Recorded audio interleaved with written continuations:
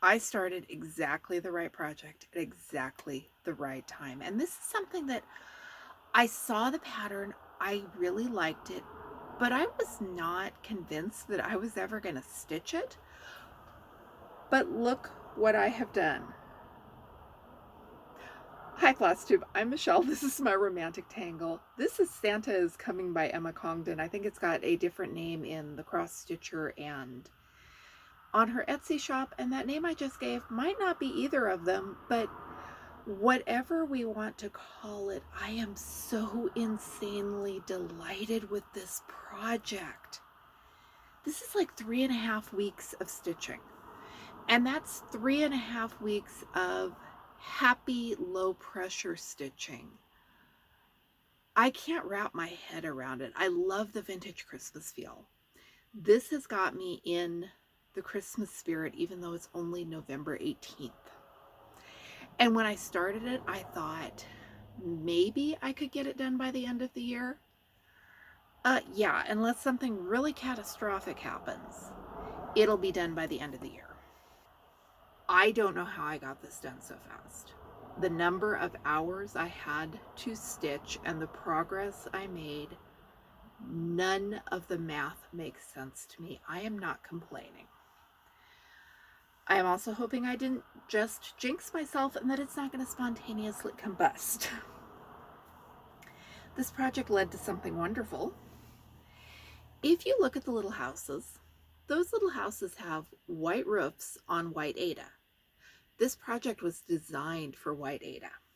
And if it is good enough for Emma Congdon, it is good enough for my little Lucinda Hawkins salt box, which I put aside months ago because those white flowers don't contrast with the fabric I chose. I came so close to tossing this with the intention of maybe starting it over at some point in the future on different fabric. I had half of a plan to salvage it. I had a significant chunk of the house stitched before I decided that there was a problem. Then I picked it up yesterday because, hey, the white is working on this, it can work on this. And in 2 days, I have gotten so close to finishing this. Again, the time is not passing in the way that I would expect it to pass. Speaking of wonderful Emma Congdon things, and hoping this will show up on the screen, look at what is on this new issue of the cross stitcher. I thought it was a 2-color dollhouse, and I was so excited about that, but then I got it downloaded and looked it up, and that is another Emma Congdon project. And I am really seriously considering stitching this as a project in my near future. Before I got caught up with the whole Santa obsession, I had a list of small projects I thought I was going to finish by the end of the year. Lucinda Hawkins was not on that list. Emma Congdon's Santa Claus was absolutely not on that list, but hey, if I finish it and don't finish any of the rest of this, I can quite happily live with that. Dragon Eye is all these half stitches in green on the outer eye are a little fiddly, a little challenging, but I am so close to done that it really makes sense to finish it by the end of the year. Christmas Eve salt box, which I had started for Christmas in July, my intention was always to go back and try to finish it in December, and December is coming. The Haas and Lou lovers, these never show up good when I hold them up with the light in the background.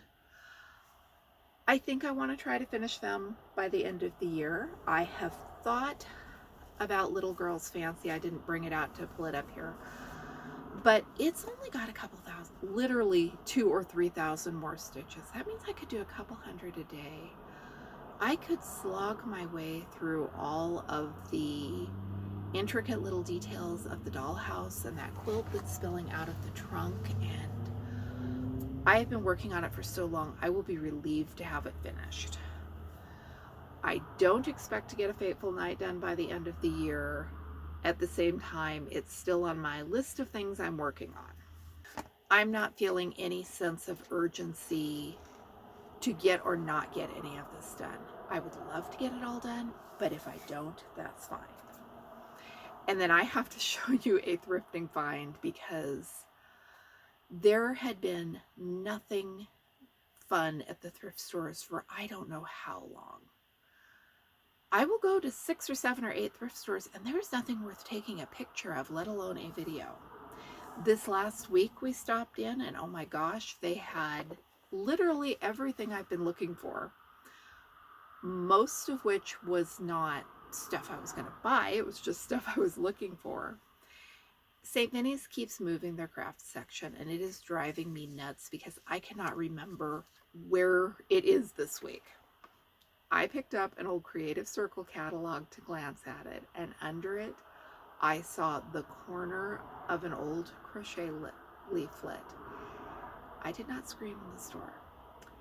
Everything inside of me was shrieking because this is the leaflet that my great-grandma used to crochet a bunch of the dolls she made for my mom back in the 50s.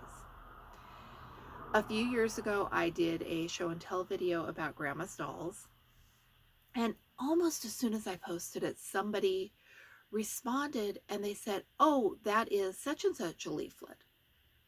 I love it when social media works like that. Not more than a couple of weeks later, my husband and I were at an estate sale and I found that leaflet for a nickel. Not all of the dolls that Grandma made were in that booklet though. I also, a couple years later, found the collection of dolls that someone else had made from that leaflet at a thrift store. So this is a continuing saga. The dolls that I didn't have the patterns for, this is the leaflet for those. And I found it for 99 cents, and I am going to tuck it into the little suitcase with the dolls my great-grandma made and just feel that all is right in that little tiny corner of the world. I wasn't looking for that. If I had known what booklet existed, I don't think I would have even seriously tried to track it down because what are the odds? I am guessing either I will never see another one of these or I will find 3 of them within the next month because that's the way that works. I hope your stitching time or knitting time or quilting time, whatever you do, has been as productive as mine has over the past few weeks. It has been fun. Thanks for watching. I'm Michelle. This is my romantic tangle. If you want to see the dolls my great-grandma made, I'll leave a link. And I'm going to go down and probably see if I can do a little more stitching on that saltbox house before it's time to start dinner.